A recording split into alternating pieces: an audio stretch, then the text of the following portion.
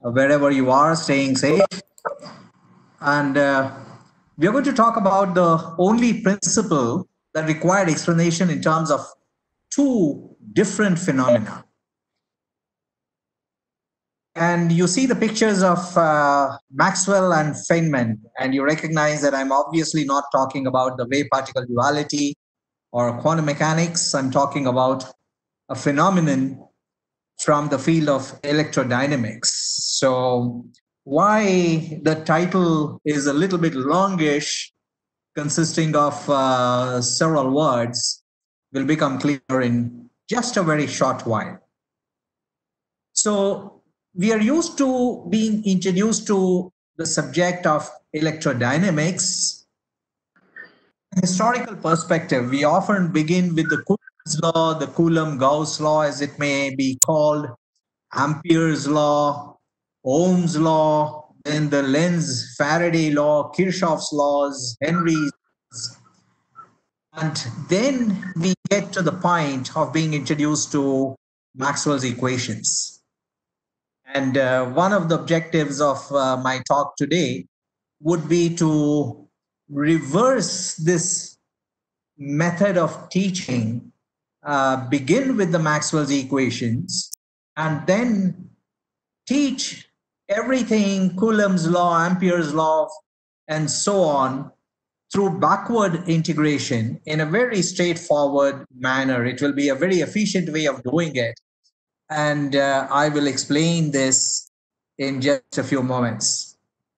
So you see this relationship on this slide, J equal to sigma E.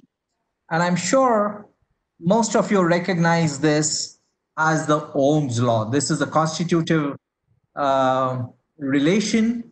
It tells you that a current flows because there is a potential difference, and then the charge is transported. So this is what we recognize as the Ohm's law. The current would flow, the charge would be transported. Current requires transportation of electric charge. This would happen when there is a potential difference. So the potential difference is the primary cause, and this is some sort of a cause-effect relationship. This is what we recognize as the Ohm's law. Then we are also familiar with Kirchhoff's laws. And there are two laws over here. One is that the sum of the currents at a node, which take into consideration all the currents which flow in and which flow out, as you see in this figure over here. All this inward current and the outward current adds up to zero. And this is a good reason, this is a good diagram which would tell you, notwithstanding how it is claimed in some books that current is a vector because it has got a magnitude and direction. And here you see that the currents add up according to the Kirchhoff's laws and not according to the vector law of addition. So current is not a vector. It adds according to the Kirchhoff's laws, not according to the vector law of addition of vectors. The second law of Kirchhoff is that the sum of the voltage drops across different circuit elements in a closed circuit is zero. And this is going to play a big role in our subsequent discussion. So let's have a look at it now. So we have these constitutive relationships, we have Ohm's law, the Kirchhoff's laws, and now we come across a very interesting experiment. This experiment has a simple circuit. So PQ is a straight wire connector, and this connector can sort of slide on this arm, on the arm at the top and on the arm at the bottom. So this is, it makes a contact both at the top and at the bottom, but the contact can be at different points on these horizontal circuit elements. Then there is an ammeter over here which would kick if there is a current flowing in the circuit. And what you notice is that there is no battery anywhere in this circuit. But what you do have is a magnetic field in the shaded area, and this is indicated by the tail of an arrow, which is over here, which means that you have got a magnetic field which is orthogonal to the plane of the figure, and it is pointed inward into the figure. And now the experiment is the following, that this circuit element PQ, which can actually slide on the arms at the top and the arms at the bottom, if this circuit element is given, it is physically moved to the right. So here is a velocity and an arrow which shows that it is being moved to the right. So if you do that, if you move it slightly to the right, if you had a positive charge on this circuit element,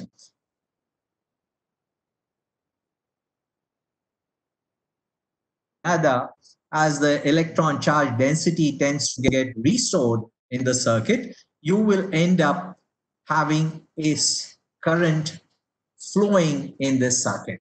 And the reason is that this charge element, it experiences a force, it picks up a velocity toward the right, which is because you have physically moved the circuit element PQ toward the right.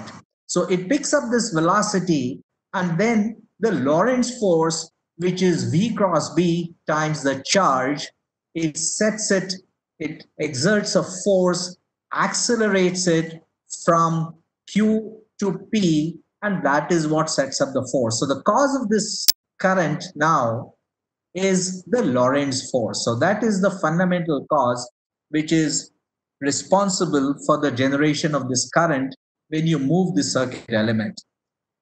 If you now do a slightly different experiment, which is what I'm going to show in the next slide.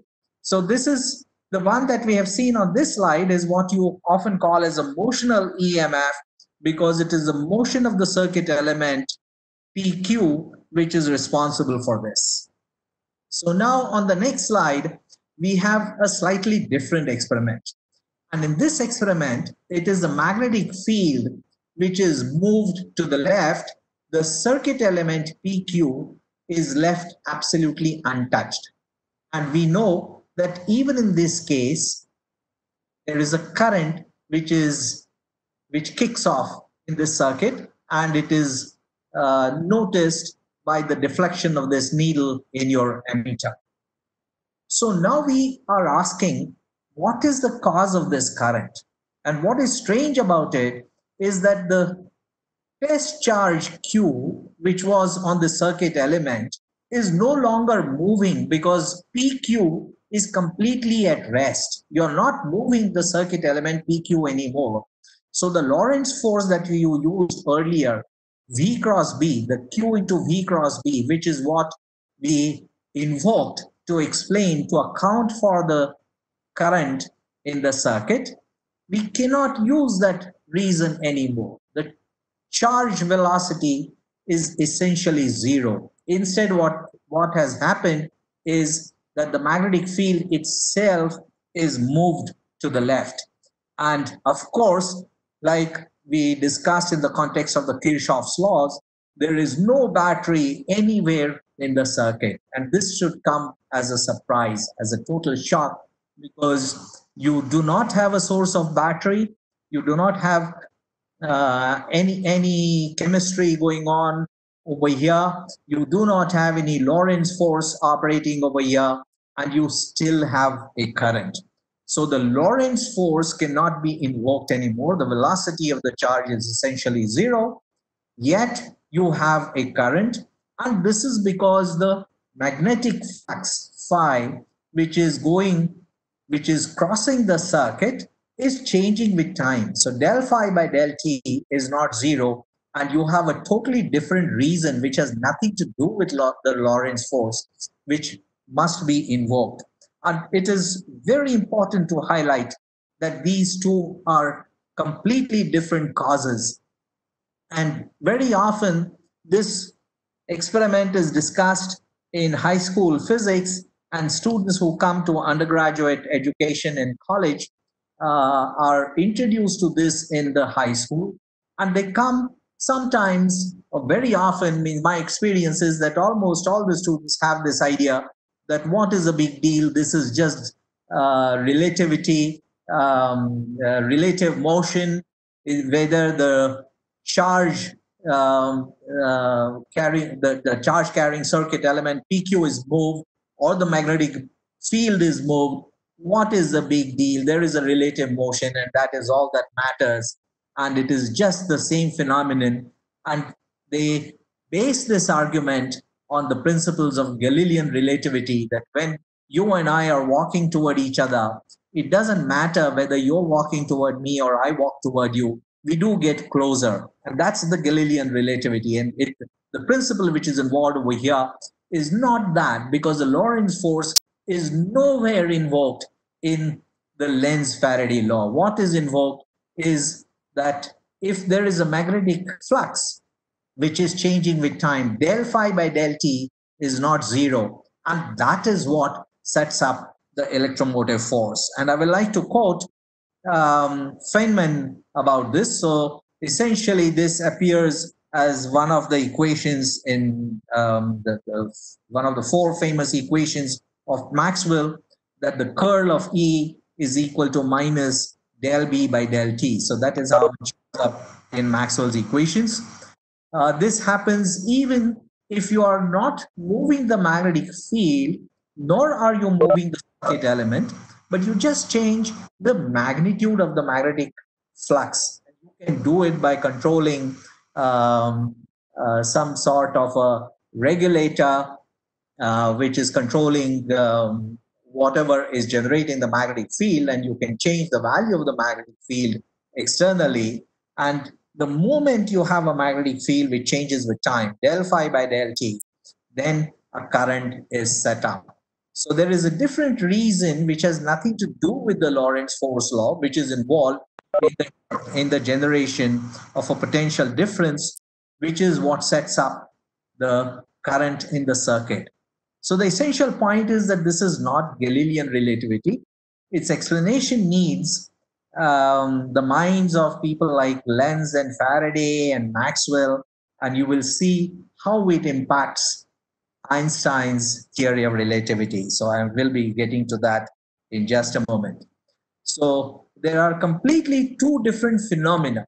One is the Lorentz force. So if you're moving the circuit element PQ from left to right, then you have a Lorentz force, and this is the principle which you invoke. But when you are moving the magnetic field from right to left, again you have a current circuit, and now you are no longer invoking the Lorentz force. What you're invoking is the Lenz-Faraday-Maxwell law, which is the curl of E, which is equal to minus del B by del T, and it is this flux B dot ds, which is changing with time, whose time derivative is not zero anymore.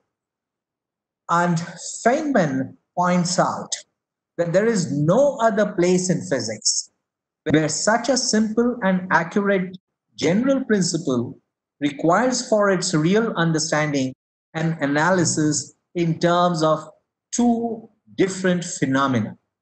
So one of the greatest teachers of physics, generations of physicists have learned fundamentals of physics from Richard Feynman, and he highlights this particular experiment as a unique one and points out to us that there is no other place in physics where such a simple and accurate general principle requires for its real understanding and analysis in terms of two different phenomena. And this is the title of the talk that I have chosen this morning for you.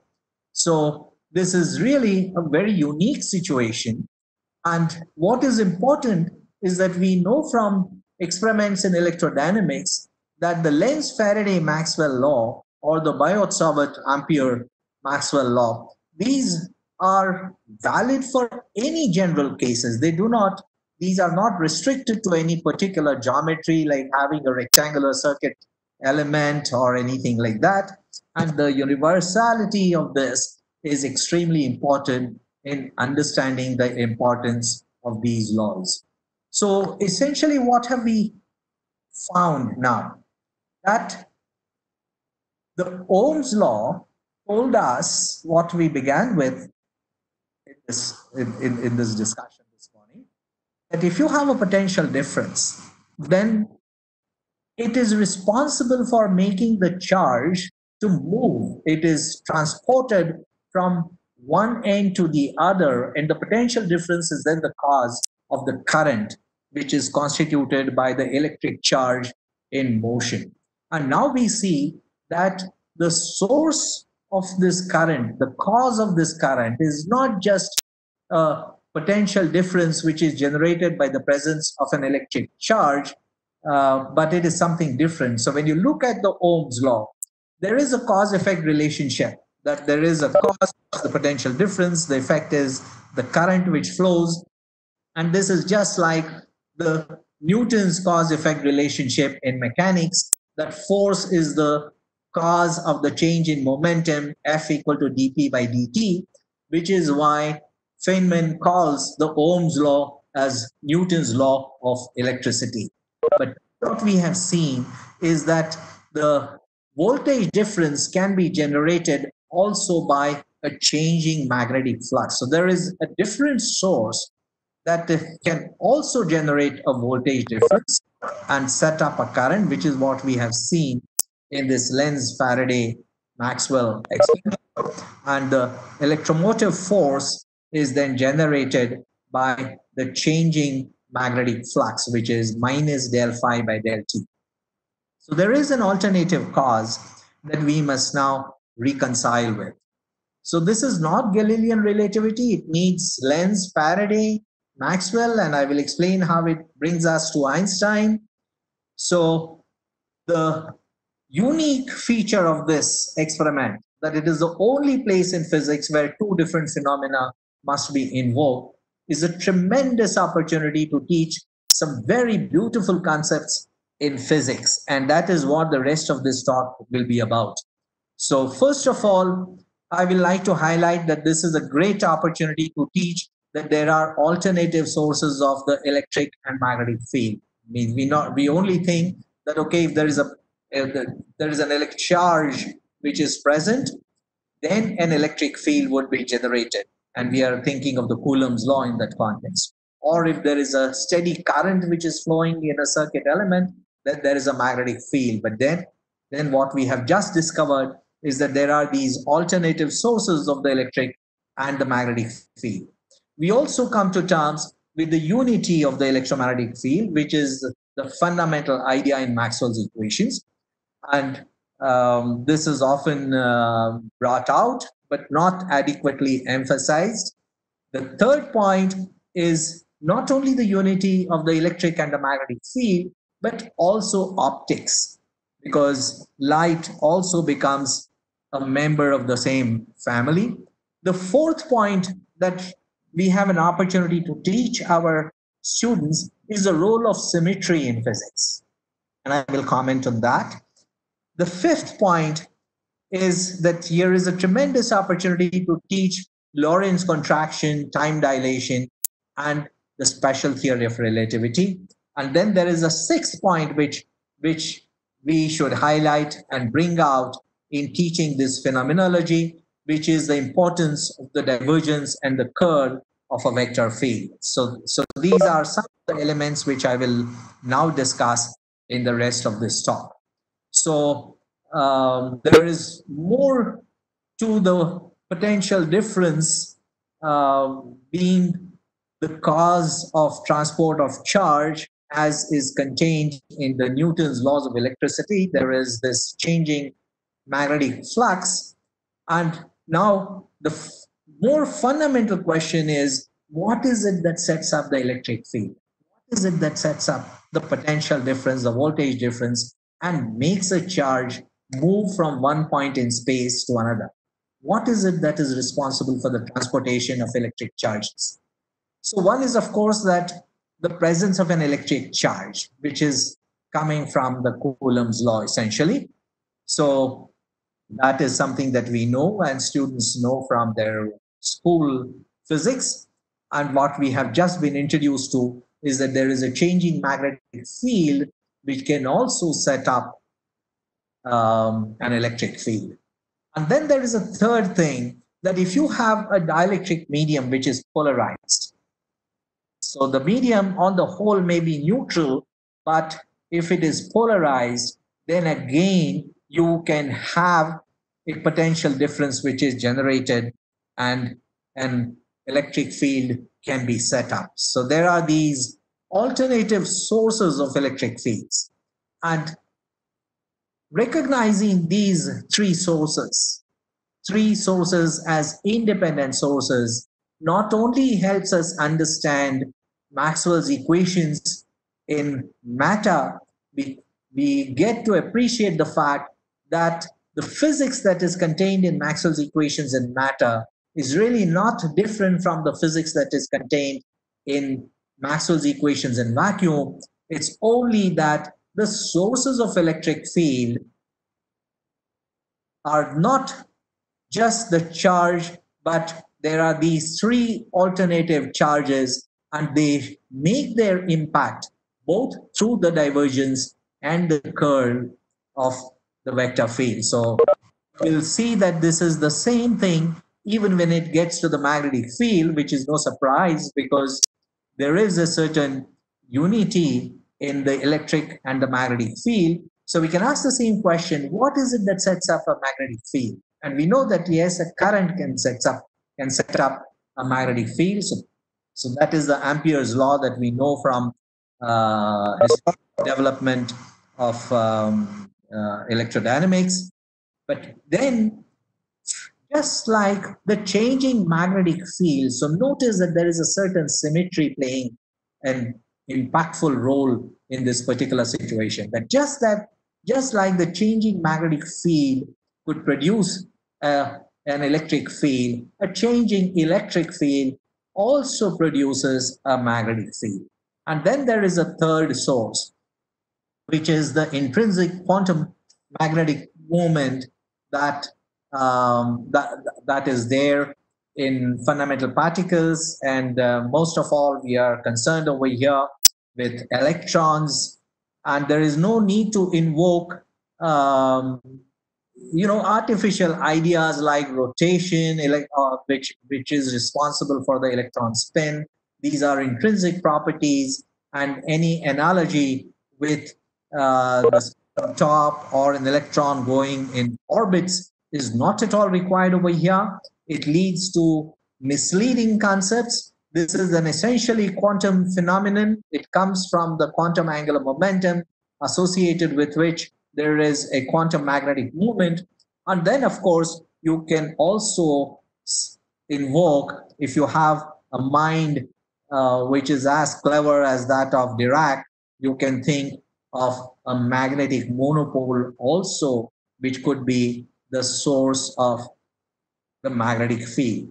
But that brings us into very subtle aspects, and I will not be getting into that. But recognizing these three alternative sources, the current, the changing electric field, and the quantum magnetic moment, which particles have, and in particular, we are talking about electrons and matter, and that these are alternative sources of the magnetic field. So this will immediately help us synthesize Maxwell's equations in matter with Maxwell's equations in vacuum in a very direct and straightforward manner. So if you look at the Maxwell's equations in matter, and those in vacuum are only a special case of the same.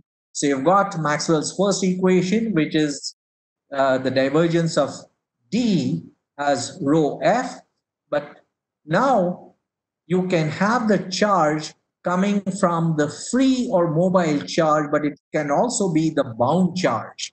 The bound charge, which is not mobile, so it is not something which can be transported from one end of a conductor to another end of a conductor. It is it is what you can find in a polarized dielectric. And then the second alternative source is the changing magnetic field, which is coming from the Lenz, Faraday, Maxwell experiment or Maxwell equation, right? So if you ask the same question about what is it that sets up the magnetic field, then you rule out the possibility of monopoles. So we are not getting into the direct monopole at this point, and the divergence of B therefore goes to zero, which is the third of Maxwell's equations. The fourth of Maxwell's equation recognizes alternative sources of the magnetic field. One is the current. Okay, one is the current. Then you have a change electric field, which is del E by del T. So just the way you had del B by del T, the changing magnetic field was a source of electric field. You have a changing electric field, which can be a source of the magnetic field. And then you do not have polarization of the kind you had in the electrical case, but you have intrinsic quantum magnetic moments, and the curl of the magnetization can be a source of the magnetic field. And notice that these are coming from the expressions for the divergence and curl. And you really need both the divergence as well as the curl to get the fields. So the unity of the electric and the magnetic phenomena is beautifully displayed in these equations. In the Maxwell's equations, you have got vector functions of electrical properties which are connected to the vector functions of the magnetic properties. And obviously, you see the unity in all its beauty over here in these equations. Yet, there is a more beautiful way of demonstrating the unity of electromagnetic field, because the Maxwell's equations tell you that E and B are related. They are not still telling you that their components can actually be superposed. So when can you superpose things? When do you add up things? When you add or subtract? And here in the equation that you see over here, Ey minus a constant times Bz, you're taking a component of the magnetic field and adding it to a component of the electric field. And so here it is an admixture, a superposition of the electric and magnetic phenomena, because they are really essentially the same thing. So I will get to that in just a moment. So this is the unity of the electromagnetic field that you see in a very beautiful manner in Maxwell's equations. And you also see that not only the unity of the electric and the magnetic field, but also the unity with optics, with light. And this is what Maxwell himself recognized.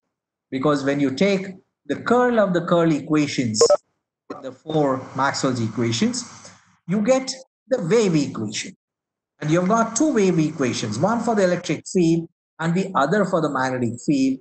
And the wave propagates at a speed which is 1 over square root of properties of vacuum, the magnetic permeability of vacuum and the electric permittivity of vacuum. So this is a very surprising element, because whenever we talk about speed, we are always talking about the relative speed, the speed of a car relative in relation to the ground.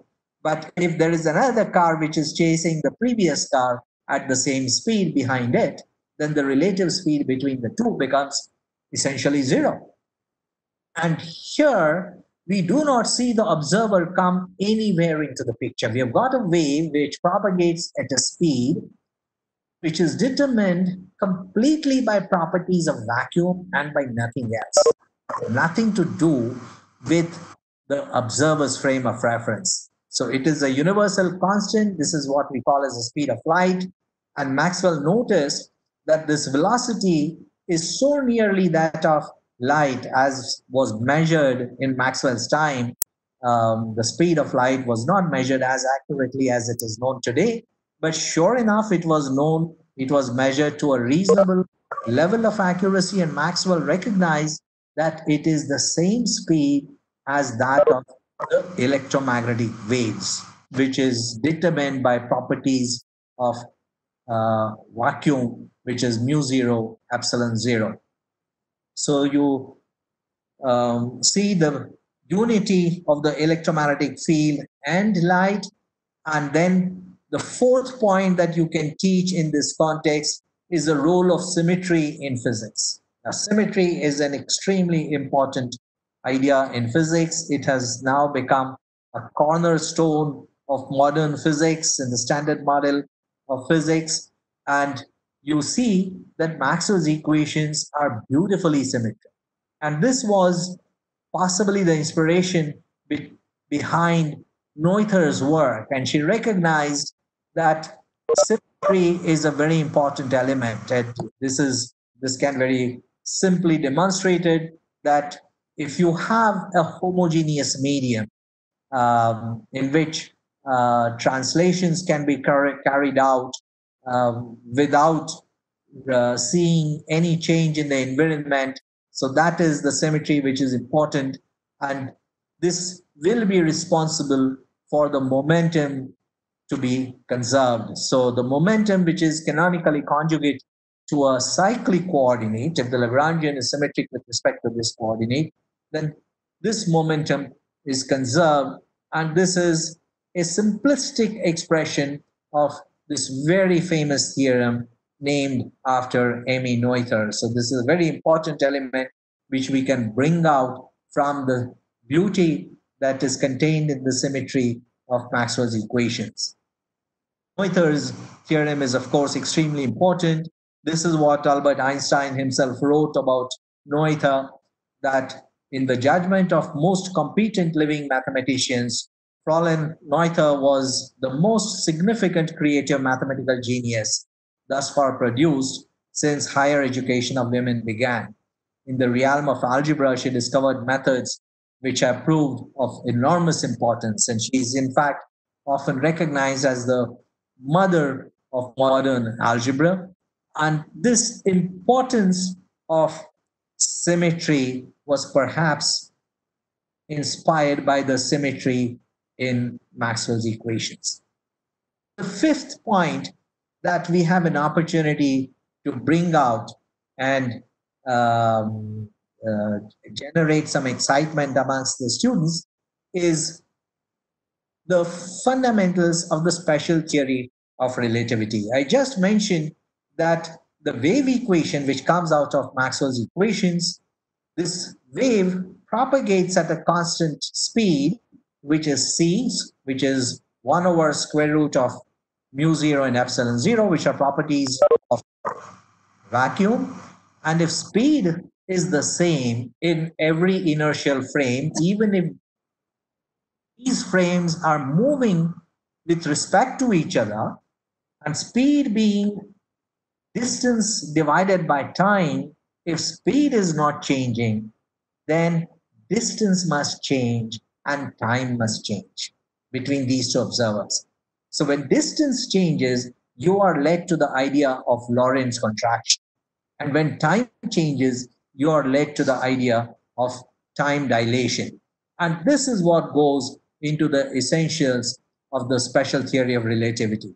What it tells us that even if we are looking at, when we are looking at Maxwell's equations, we are looking at derivatives, partial derivatives with respect to space and time. But space and time are not independent of each other. Together, they form a continuum. And you can measure distances between points in the space-time continuum. And this idea of distance is obviously different from the idea of distance between 2 points in the Euclidean space, because the space-time continuum is not a Euclidean space. As a matter of fact, it is what is called as non-Euclidean space.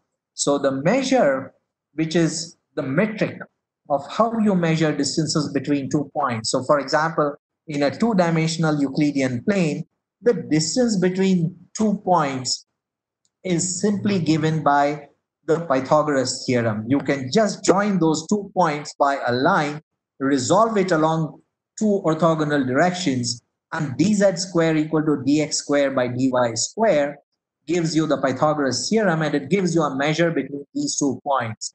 And you have the same idea of coming up with a distance between 2 points in a three-dimensional Euclidean space. And you can extend the same idea to a four-dimensional space, but now this four-dimensional space is no longer Euclidean. It is what is called as the non-Euclidean space. So there are four coordinates now, which I represent by the Greek letter mu going from 0, 1, 2, and 3. So 0 is included, so there are four coordinates. And in this, the metric, how the distance between the 2 points are measured, you see this equation ds square equal to h nu dq square. H nu are the scale factors which are appropriate for the quality of that space. So this is the same kind of equation like dz square equal to dx square plus dy square, except that the metric g is not Euclidean.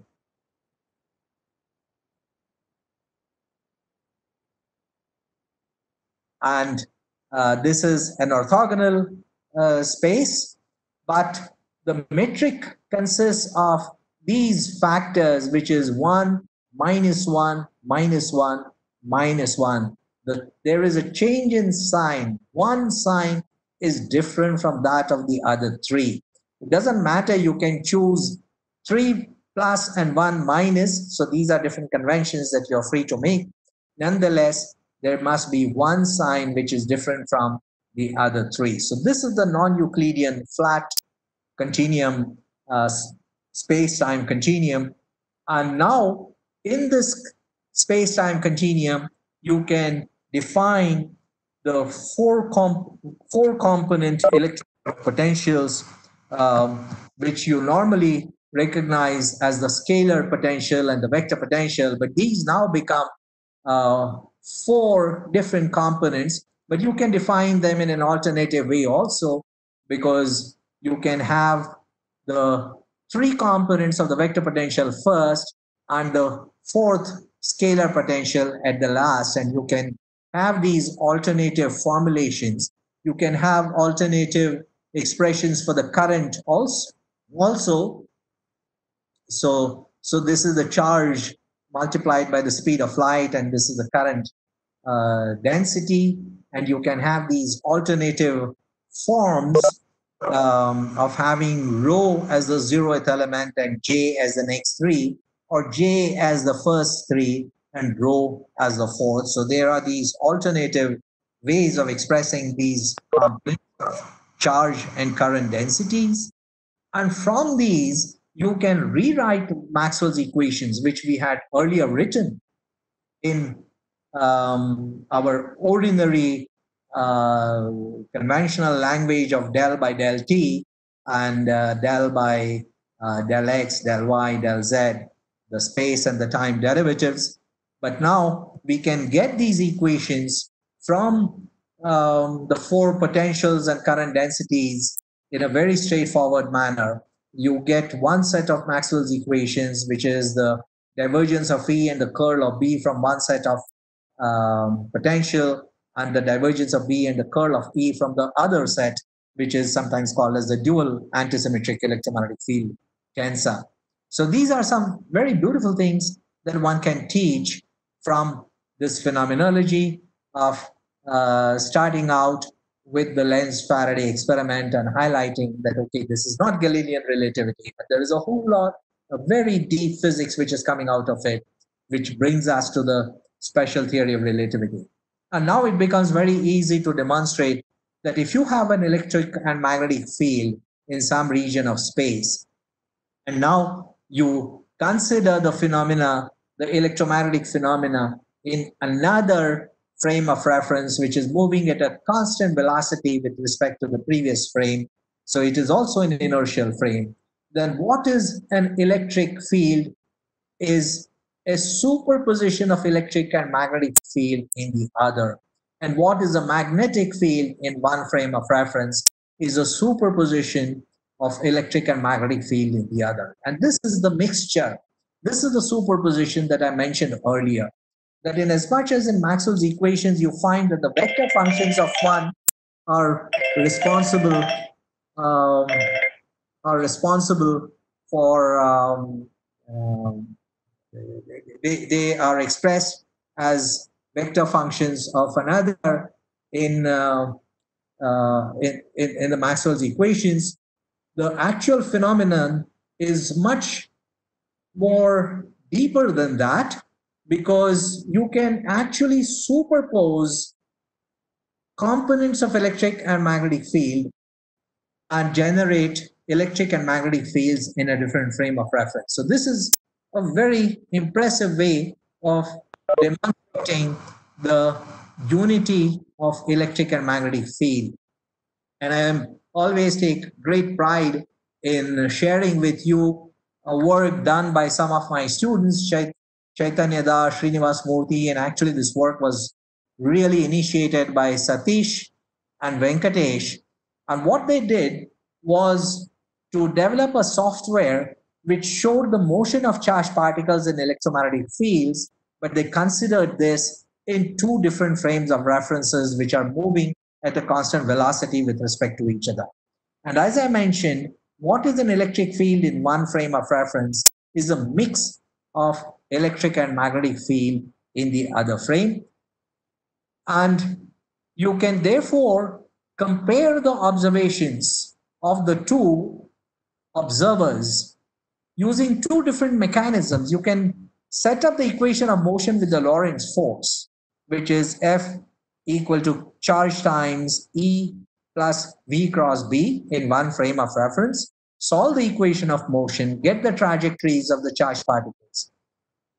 And that is what you see on the left side. But then on the right side, you can solve the same problem using a different way, which is to transform the E and B to the new frame of reference, E prime and B prime, and then set up a new Lorentz force, integrate that equation of motion, and you see that this trajectory is exactly the same as this. And from the congruence of these trajectories, you recognize the unity of the electric and magnetic phenomena and how the special theory of relativity is at its very foundation. So you can carry out this using two transformations, and this software is available with us.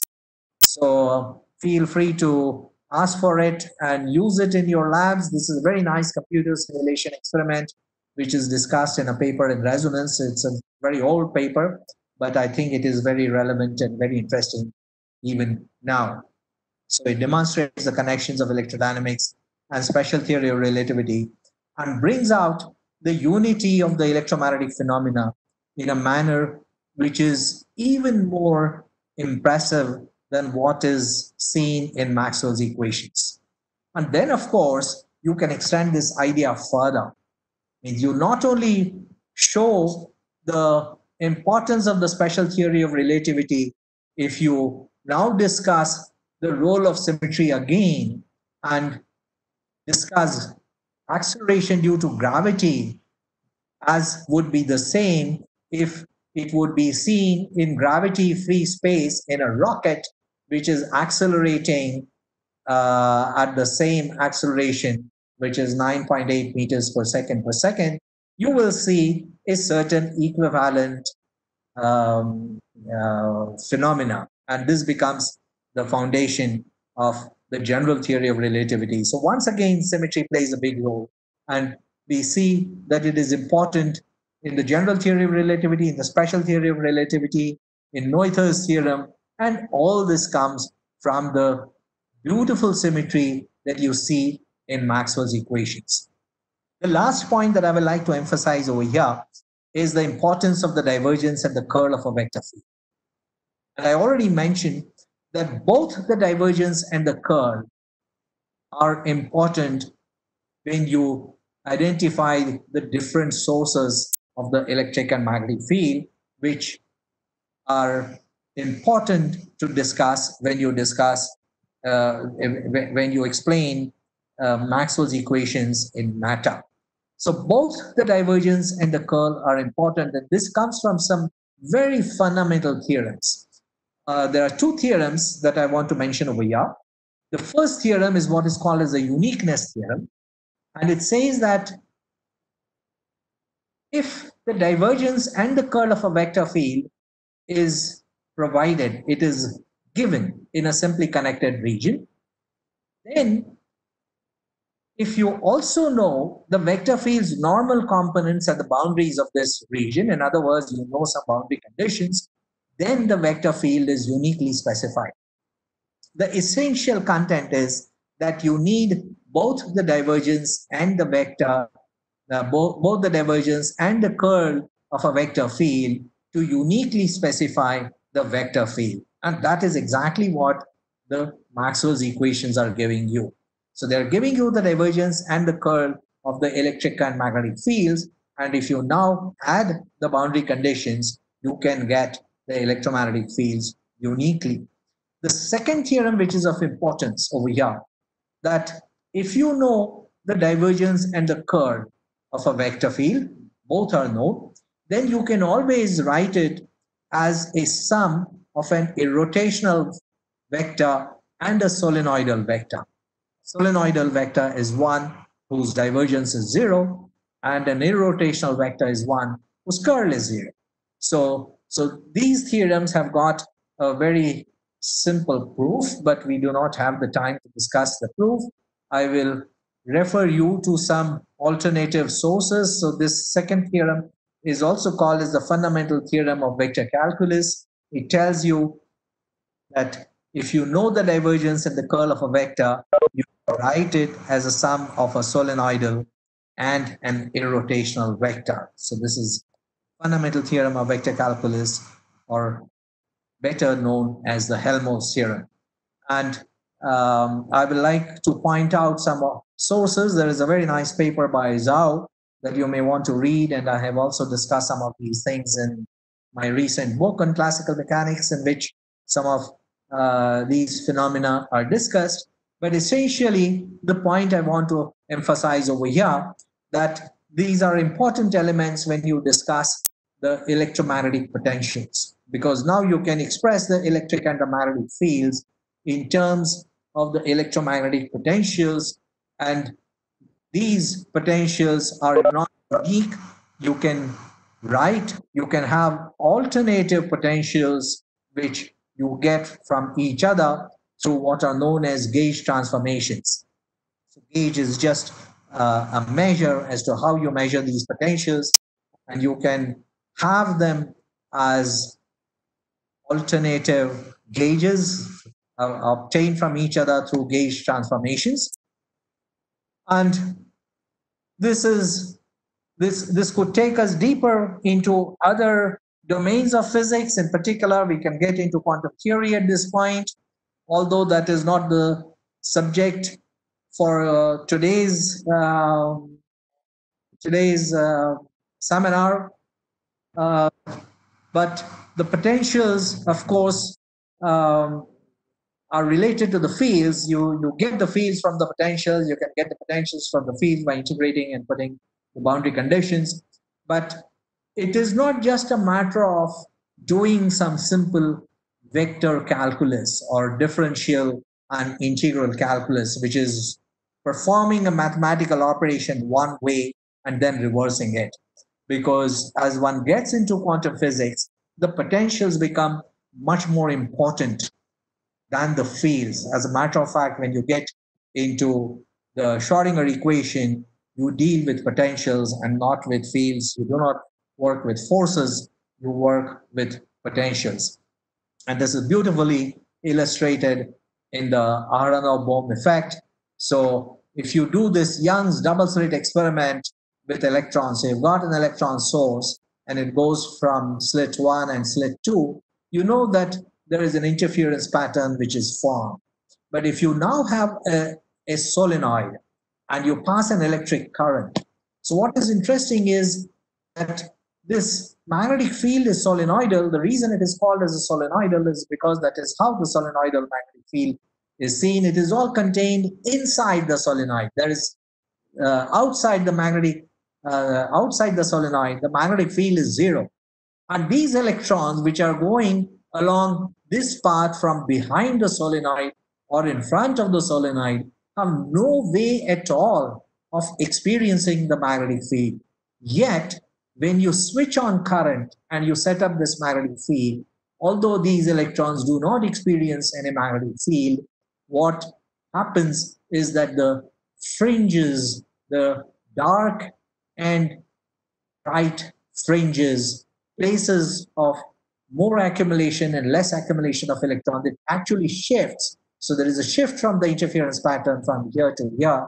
And this happens because of the interaction with the potentials. And this highlights the importance of potentials rather than fields in this very beautiful and famous experiment, which is essentially a quantum phenomenon due to the Aharonov bomb effect. It is closely related to the Berry phase in quantum mechanics. It can be interpreted in terms of Feynman's path integrals. So I will conclude this talk at this point, that so many beautiful things can be discussed in the context of the Lenz-Faraday experiment. And sure enough, we have to invoke a good bit of mathematics, and we should make absolutely no apology for using mathematics. I would like to quote Eugene Wigner. This is one of my favorite quotes, in which Wigner talks about the unreasonable effectiveness of mathematics in natural sciences. He points out that the miracle of the appropriateness of the language of mathematics for the formulation of laws of physics is a wonderful gift that we neither understand nor deserve.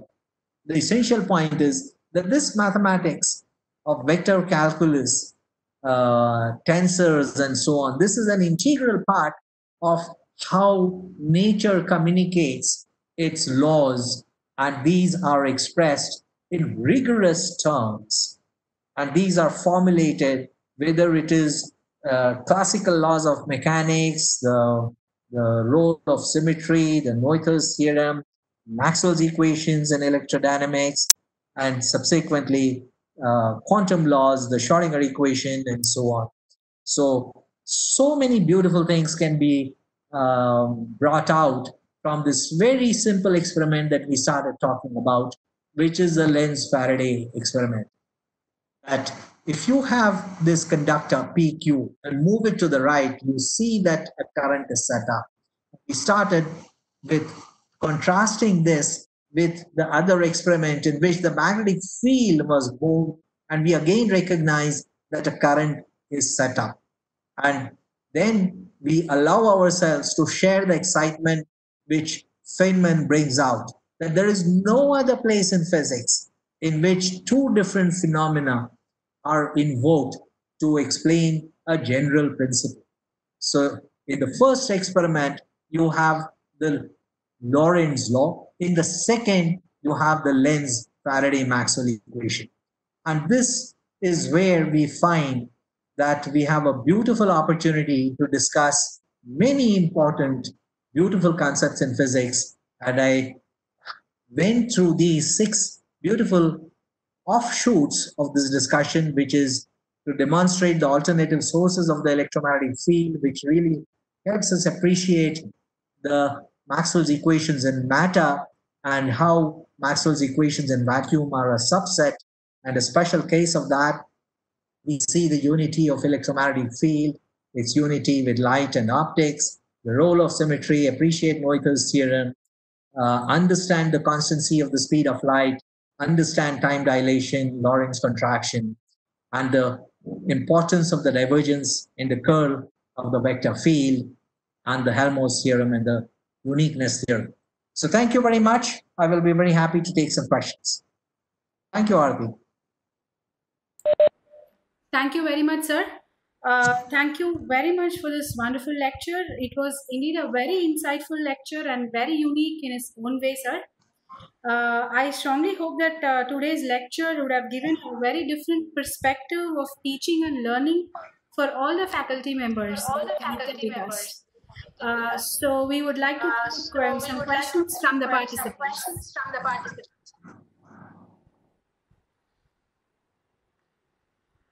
Participants, if you have any questions, you can give in the chat box, or you can raise your hand.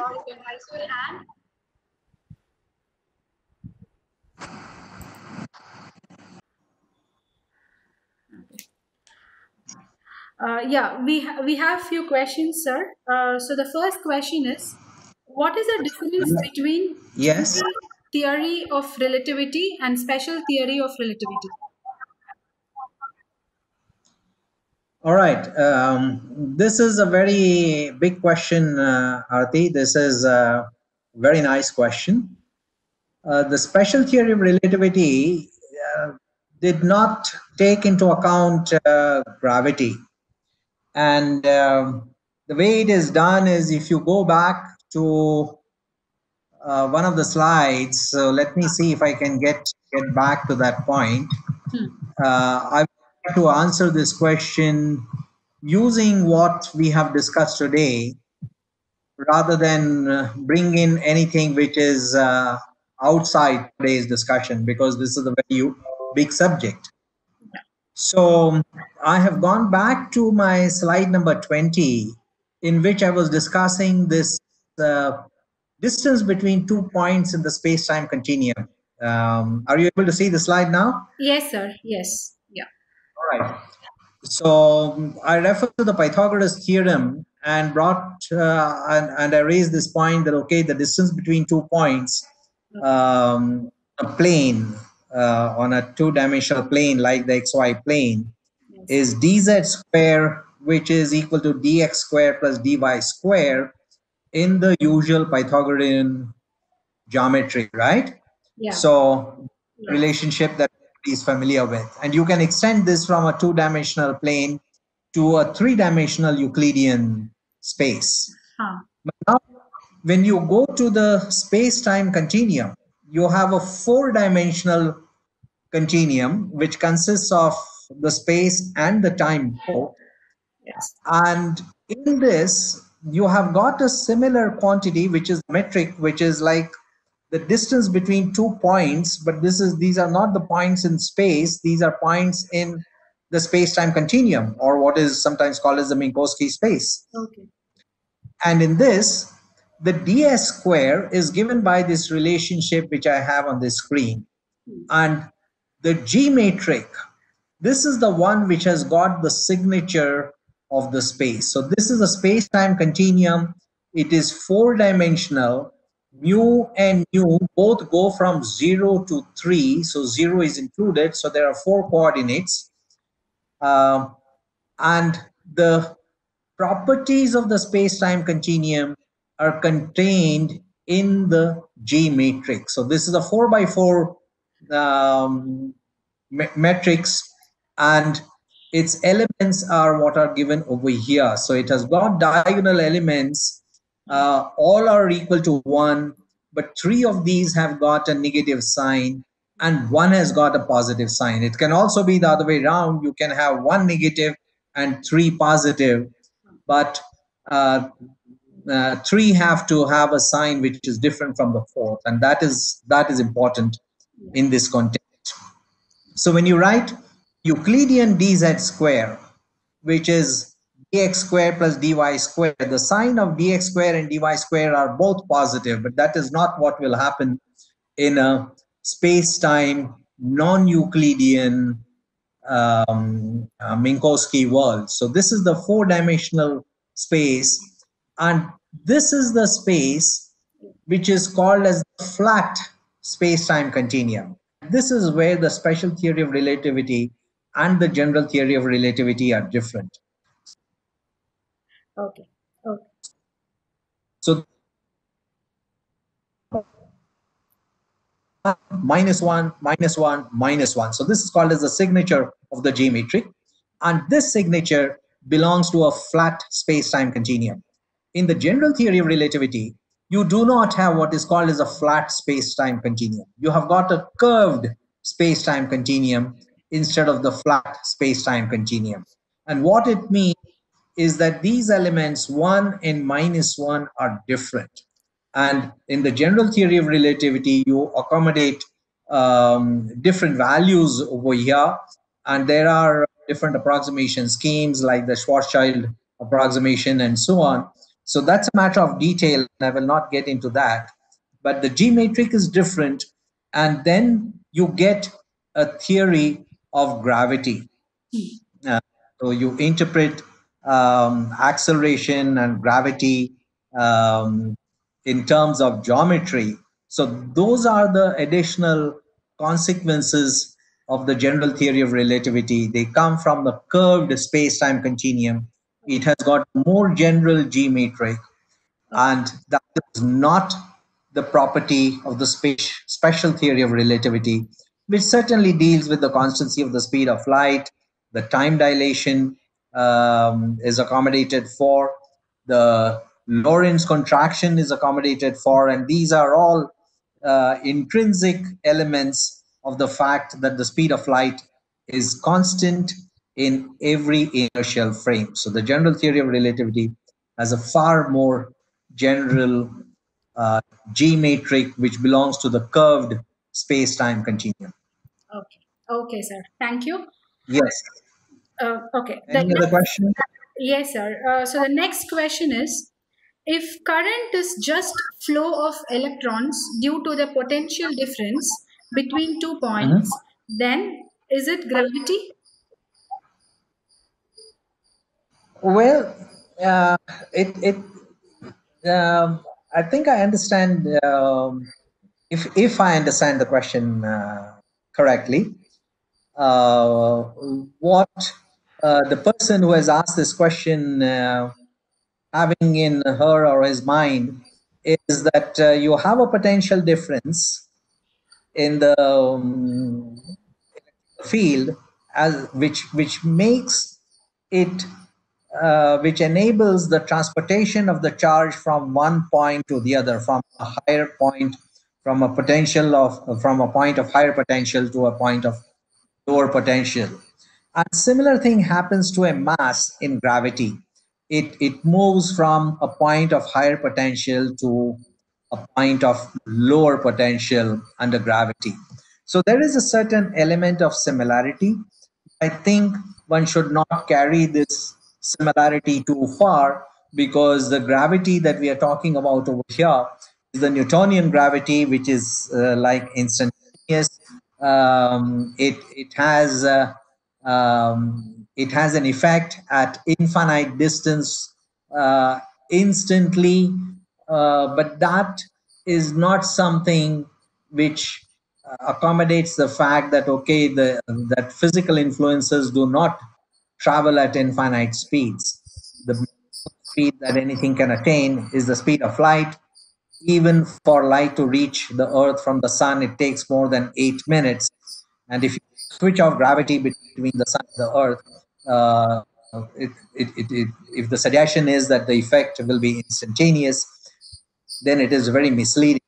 So one should not carry these similarities too far, because gravity is a much more complex thing than what Newtonian gravity makes us believe.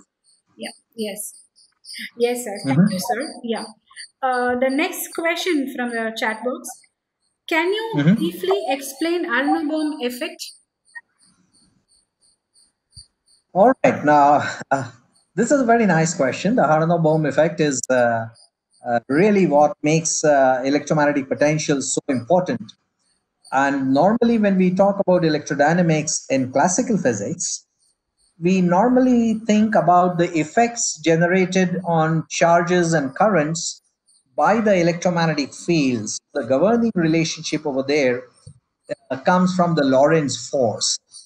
And force, idea of force, is not so much used in quantum theory. In quantum theory, you write down the Schrodinger equation. It has the Hamiltonian operator. It has got the potential energy operator. So it deals with potentials. It does not deal with forces. So in the Aharonov-Bohm effect, and let me see if I can pull out that slide Yeah. which I used for this. So I think it is over here. Yeah.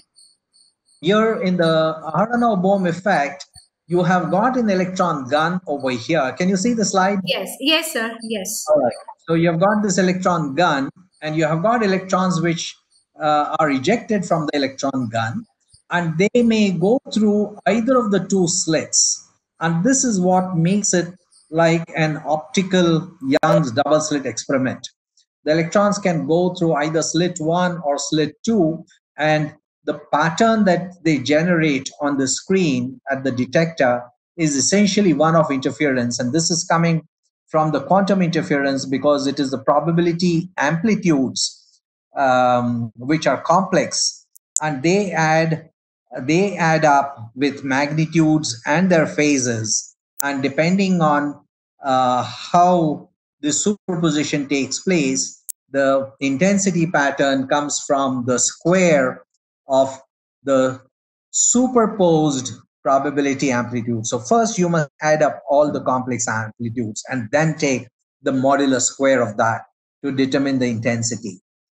So in the Aharonov-Bohm effect, you have got the same experiment, except that you do a small modification.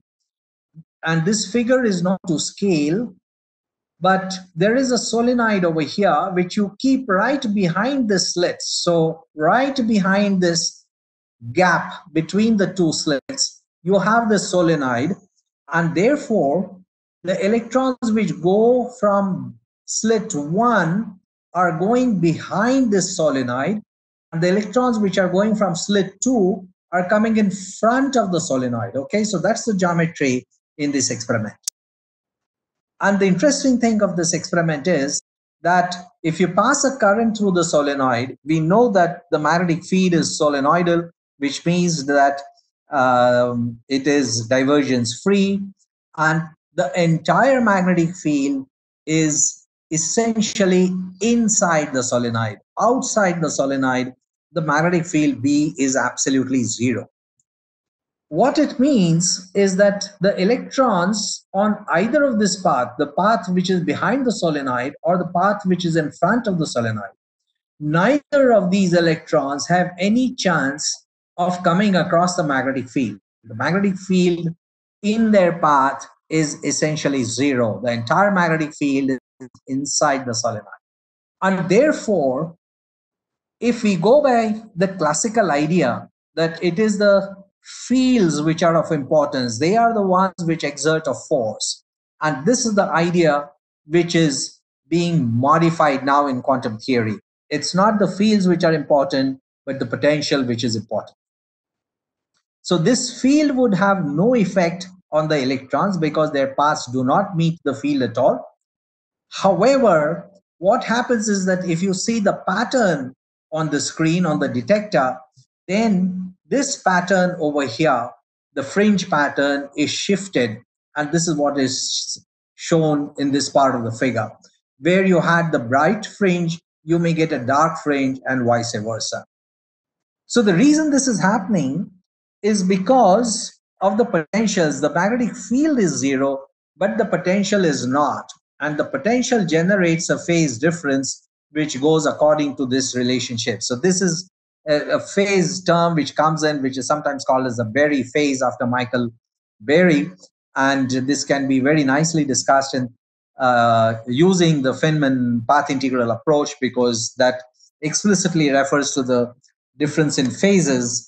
And it is this phase which generates a phase difference and an eventual moderation of the interference pattern. So that is the Aharonov-Bohm effect. It is the effect, it is a quantum effect which is coming from the electromagnetic potentials. The fields become secondary.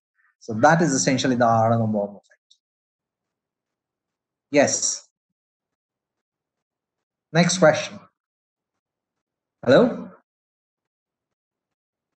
Hello? Hello, sir. Yes. Yes. Did you Yes. get the full answer? Yes, sir. Yes, sir. Yes, I got it, sir. All Yes, right. yes. Okay. All right. Good. Yeah, yeah. One last question for the session, sir. Uh, Yes. can you give us a practical example of length contraction and time dilation? Your voice is breaking. I cannot hear you. Okay. Okay. Sir, can you give us a practical example of length contraction and time dilation? Oh, sure. This is this can be seen actually. You can see the consequences of this even in your lab, you can set up these experiments in your lab, in your schools and colleges. It is not going to cost you a lot of money. Some of my students set up this experiment in the laboratory of the IIT-Tirupati recently, and we wrote a little paper on this in resonance, so one you can get the details from there. And in this experiment, what you're going to see are certain tracks which can take place only because of muon decay. And the interesting thing about it is that these muon decays take place in the upper atmosphere at a large distance. And unless you take into consideration the length contraction or the time dilation, there is no way you can see these tracks in your laboratory, which is on the ground. The Okay. fact that you're able to see these tracks in your lab means that the products of these decay are actually reaching your lab in a finite amount of time, and the amount of distance they carry is otherwise so huge. But in the frame of reference of these particles, which are traveling at huge speeds, at near relativistic speeds, they experience Lorentz contraction, and the distance is not as much as it would seem from our frame of reference if we are just sitting in the lab. So that is an effect of time dilation and length contraction, and there are many examples. You can carry out experiments in jet planes, and many of these experiments have been carried out, and this is a matter of hard reality. Even your GPS system in your cell phones works because of this, because the time dilation and length contraction is properly accounted for. As a matter of fact, it's not just the special theory of relativity. Even the corrections due to the general theory of relativity have to be taken into account, Okay. so that cell phones and the atomic clocks are appropriately calibrated so that your cell phones will work. So um, the fact that the satellite communication that we are using for this webinar, this is taking place over the internet, and there are these atomic clocks which govern this communication. So all this, an immediate consequence of the fact that the effects of the general theory of relativity and also the special theory of relativity, namely the time dilation and the length contraction, is operating exactly the way we know from Einstein's theory. Okay. Okay. Yes, sir. Okay. Yes, Yes. Thank you, sir. So there are a few other questions, and we will mail you for answers, sir. sure. So thank you very much for the lecture. Thank you, sir. Okay, goodbye. Yes, sir. Bye. Thank you very much. Yes, sir. Bye.